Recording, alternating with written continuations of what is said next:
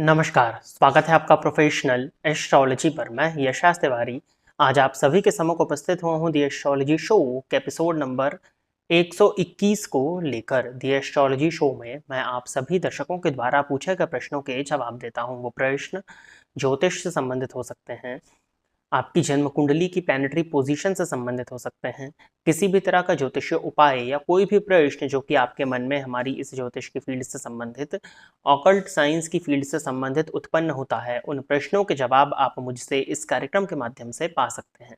क्या करना होगा आपको अपने प्रश्नों को पूछने के लिए? इसी वीडियो के कमेंट सेक्शन में जाकर के आप अपने नाम के साथ में अपने एक स्पेसिफिक प्रश्न को दे दीजिए। फिर जैसे ही दी एस्ट्रोलॉजी शो के अन्य एपिसोड्स आते हैं, उन एपिसोड्स में मैं आप सभी दर्शकों के द्वारा पूछे गए प्रश्नों के जवाब को लेकर के उपस्थित हो जाऊंगा। यदि आप इस कार्यक्रम को देखते हैं और इस कार्यक्रम के माध्यम से आपका कुछ भी लाभ होता है तो आप इस वीडियो को लाइक करें, साथ ही साथ इस चैनल को सब्सक्राइब करें ताकि इन फ्यूचर जो भी कंटेंट मेरे द्वारा इस चैनल पर अपलोड किया जाता है उसका नोटिफिकेशन आपको मिलता रहे।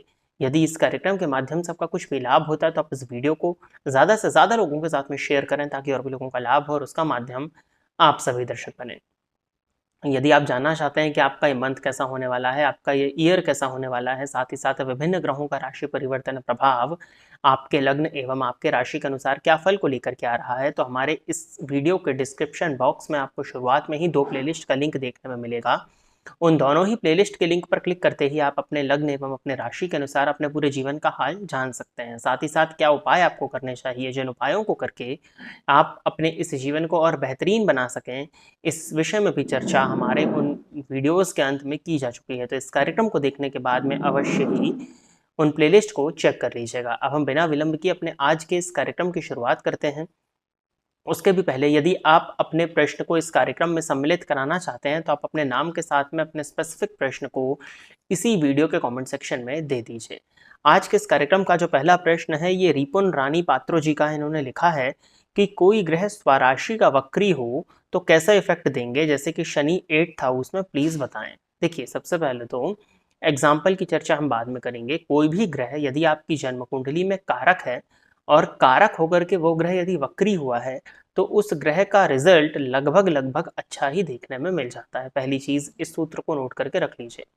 अब यदि जो ग्रह स्वराशि में बैठ करके वक्री हो रहा है, यदि वह आपकी जन्म कुंडली में कारक होता है तो कहीं ना कहीं उस ग्रह का रिजल्ट आपको श्रेष्ठ देखने में मिलेगा। परंतु यदि कोई स्वग्रही ग्रह है और यदि वो आपकी जन्म कुंडली में आकारक है, तो आकारक होकर के यदि वो वक्री होगा तो उस ग्रह से संबंधित जो भी कारकत्व होते हैं, उन कारकत्व की प्राप्ति में आपको परेशानियों का सामना करना पड़ेगा। इसके साथ ही साथ में वो ग्रह जिन भी भावों का स्वामी है, उस भाव से संबंधित चीजें विलंबित जातकों को प्राप्त होती हैं, स्ट्रगल करने के बाद में प्राप्त होती हैं। उन भावों से संबंधित चीजें बार बार जातक के जीवन काल में लौट लौट करके आती हैं। दूसरी चीज, तीसरा आप पूछ रहे हो कि अष्टम स्थान में शनि स्वराशि के होकर के वक्री हुए हैं। तो देखिए, अष्टम स्थान में यदि शनि स्वराशि के होकर के वक्री हुए हैं तो या तो आप मिथुन लग्न के हो या तो आप कर्क लग्न के हो। यदि आप मिथुन लग्न के हो तो शनि आपके लिए कारक है, और यदि आप कर्क लग्न के हो तो शनि आपके लिए अकारक या हम कह सकते हैं कि मारक होते हैं। दोनों ही लग्न में यदि शनि अष्टम भाव में स्वग्रही होकर के वक्री हुए हैं तो ये आयु वृद्धि करेंगे, क्योंकि ये आयु के कारक हैं और आयु स्थान में बैठ करके आयु की वृद्धि करेंगे। परंतु कर्क लगन की कुंडली में अष्टम भावस्थ शनि जातक के जीवन काल में बहुत ज्यादा संघर्ष को उत्पन्न कर देगा और उसको पग पग पर अपने जीवन काल में संघर्ष करना पड़ेगा। कार्य क्षेत्र में सबसे ज्यादा परेशानियां, कुटुंबीजनों के साथ में तनाव और संतान को लेकर के भी परेशानियां संभव हैं। परंतु यदि हम मिथुन लग्न की कुंडली की चर्चा कर रहे हैं तो वहां पर भाग्य स्थान का बल थोड़ा सा बली हो जाएगा, तो जातक को उसके भाग्य का साथ मिलेगा। परंतु कार्यक्षेत्र में कुछ ना कुछ संघर्ष की स्थिति तो अवश्य ही उस जातक के साथ में बनी रहने वाली है। तो इसका मिला जुला प्रभाव जन्म कुंडली के आधार पर देखने में मिलने वाला है। अगला प्रश्न जो है ये मोनिका संगतानी जी का है। इन्होंने लिखा है कि लेडीज के लिए कौन से हाथ में गोल्ड का छल्ला पहनना चाहिए। देखिए, यदि आप वर्किंग हैं, यदि आप पैसा कमाते हो, यदि आप वर्किंग हो, यदि आप इनकम जनरेट करते हो तो आपको राइट हैंड की इंडेक्स फिंगर में धारण करना चाहिए। और यदि आप नॉन वर्किंग हैं, यदि आप होम मेकर हैं, आप घर में रहते हो, आप इनकम को जनरेट नहीं करते हो, तब आपको लेफ्ट हैंड की इंडेक्स फिंगर में गुरु का जो छल्ला है, आप गुरु के लिए जो सोने का छल्ला आप पहनने की बात कर रहे हो, उसको धारण कर लेना चाहिए। और अगला प्रश्न जो है ये है अंबे माई नाम से आईडी होगी ये, और इन्होंने लिखा है कि लड़के का राक्षस गण हूँ और लड़की का मनुष्य गण हो तो उसका निवारण बताएं। देखिए, वैसे तो शास्त्र इस तरह के कॉम्बिनेशन में विवाह करने की सहमति तो नहीं देता है। अगर ये अपोजिट होता ना, कि लड़के का गण जो है वो मनुष्य होता और लड़की का गण यदि राक्षस होता, तो चल जाता, क्योंकि नेचुरली लड़कियों में सौम्यता होती है, तो वो बैलेंस हो जाती। परंतु लड़कों में कहीं ना कहीं उग्रता होती है, वो मंगल से रिप्रेजेंट किए जाते हैं, ऊपर से यदि राक्षस गण है तब तो परेशानी है। इसका एक निवारण जरूर हो सकता है कि जिस लड़के का राक्षस गण है और जिस लड़की का मनुष्य गण है, तो मनुष्य गण की लड़की यदि मांगलिक हो या मनुष्य गण की लड़की के लग्न या लग्नेश के साथ में मंगल का संबंध बन रहा हो, तब जरूर इस केस में विवाह कराया जा सकता है। अन्यथा इस विवाह को करने से बचना चाहिए, नहीं तो विवाह के बाद में टेम्परामेंट इश्यूज, लड़ाई झगड़े की स्थिति अवश्य ही बनेगी और कहीं ना कहीं स्थिति बिगड़े तो डोमेस्टिक वायलेंस की स्थिति भी निर्मित हो सकती है। अगला प्रश्न जो है यह है खांति ओडिया ब्लॉग। देखें, आप लोग आईडी तो जो भी है अपने आईडी के साथ में अपने नाम को भी दिया करें, अन्यथा आने वाले समय में आपके प्रश्न का चयन हो इस बात की संभावनाएं नहीं बन सकेंगी। तो इन्होंने लिखा है कि सर मेरी 9th हाउस में मिथुन राशि है और बुध 9th हाउस में अस्त है, मेरी भाग्योदय कब होगा?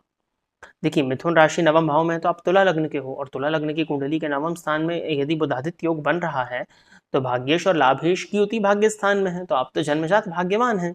अब बुध अगर अस्त हैं तो उनकी डिग्रीज देख लीजिए, यदि वो षडबल में वीक है और अगर डिग्री वाइज भी कमजोर है, तब तो कहीं ना कहीं भाग्य का साथ पाने में परेशानियों का सामना करना पड़ेगा। परंतु यदि बुध डिग्री वाइज मजबूत अवस्था में है तो अस्त होने से कोई परेशानी नहीं है। षडबल में यदि बली है तो अस्त होने से कोई परेशानी नहीं है। बाकी बुध यदि भाग्येश हो तो 32वें वर्ष में भाग्योदय देते हैं, तो 32वें वर्ष में भाग्योदय की स्थितियां निर्मित होंगी। इसके साथ ही साथ में आपको गुरुवार का व्रत करना चाहिए। गणेश जी का मंत्र गंगणपतये नमः, इस मंत्र का नित्य एक माला जाप करना चाहिए।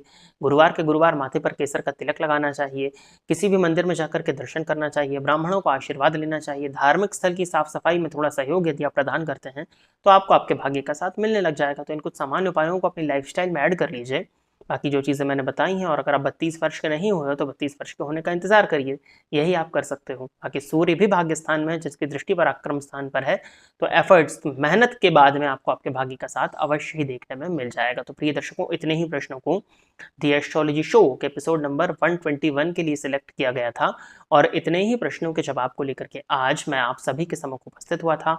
आशा करता हूं कि जितने भी लोगों के प्रश्नों के जवाब मैंने इस कार्यक्रम के माध्यम से दिए वो सभी लोग संतुष्ट होंगे। यदि आप इस कार्यक्रम को देखते हैं और इस कार्यक्रम के माध्यम से आपका कुछ भी लाभ होता है तो आप इस वीडियो को लाइक करें, साथ ही साथ इस चैनल को सब्सक्राइब करें, ताकि इन फ्यूचर जो भी कंटेंट मेरे द्वारा इस चैनल पर अपलोड किया जाता है उसका नोटिफिकेशन आपको मिलता रहे। यदि इस कार्यक्रम के माध्यम से आपका कुछ भी लाभ होता है तो आप इस वीडियो को ज़्यादा से ज़्यादा लोगों के साथ में शेयर करें, ताकि और भी लोगों का लाभ हो और उसका माध्यम आप सभी दर्शक बने। यदि आप भी अपने प्रश्न को इस कार्यक्रम में सम्मिलित कराना चाहते हैं तो अपने नाम के साथ में अपने स्पेसिफिक प्रश्न को इसी वीडियो के कॉमेंट सेक्शन में दे दीजिए। आज के इस कार्यक्रम में बस इतना ही रखते हैं। नमस्कार।